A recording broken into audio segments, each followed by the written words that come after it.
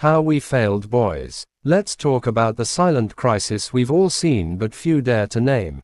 The loneliness crushing modern men. This isn't just about needing more friends. This is about a society that pathologizes male connection while preaching equality. The numbers don't lie. Only 27% of men today have 6 close friends, half the number from 30 years ago, and 15% have none at all. Suicide rates for men are 3 to 4 times higher than women's, and unmarried middle-aged men face a 10% higher cancer mortality rate. These aren't personal failures. They're systemic ones. Feminism promised equality but delivered a cruel irony. It liberated women from traditional roles while leaving men trapped in theirs, only now they're demonized for it. Boys are medicated at 3x the rate of girls for behavioral issues when they act like boys. Schools punish male energy as disruptive while pathologizing normal development as toxic. Men still comprise 93% of workplace fatalities, yet their labor is framed as privilege. Feminism didn't dismantle the male role, it just stripped away the dignity that once came with it. Where boys were once raised to be protectors,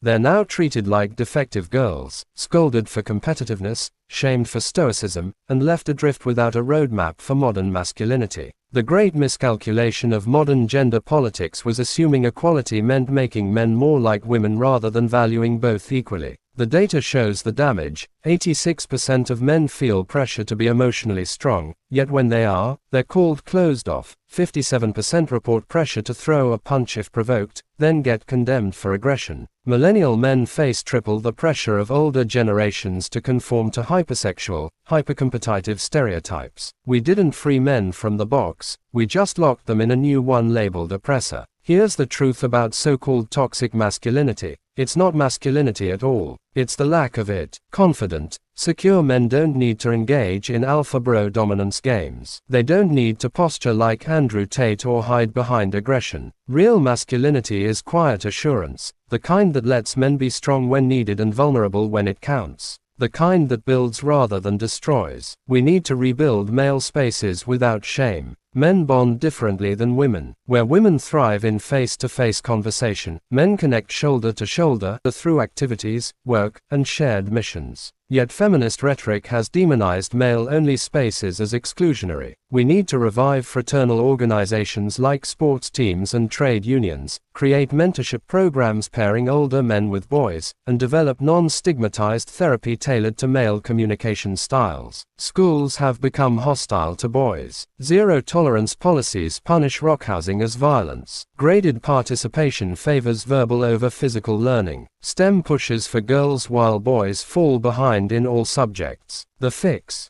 Vocational tracks, more recess, and teachers trained in male engagement, not just feminist theory. The hypocrisy must end. Women need to stop weaponizing emotional labor while dismissing male exhaustion. A man working 70 hours to provide is caregiving. Men need to reject the alpha-beta dichotomy. Strength includes vulnerability. Institutions need to fund male shelters, equal custody laws, and suicide prevention targeting men. Boys need fathers, uncles, and grandfathers, not just TikTok influencers. Studies show boys with male mentors have higher self-esteem, are less likely to radicalize, and develop healthier relationships. This isn't nostalgia, it's developmental science. The loneliness epidemic isn't inevitable, it's engineered. By treating masculinity as a problem to be fixed rather than a force to be channeled, we've left men stranded between impossible expectations: be vulnerable but not weak, ambitious but not domineering, protective but not controlling. Real equality means valuing male and female strengths, honoring sacrifice without exploitation, and creating a world where boys aren't medicated into compliance but guided into purpose. The choice is ours: keep pathologizing manhood, or build a future where no son has to ask, "Do I even matter?"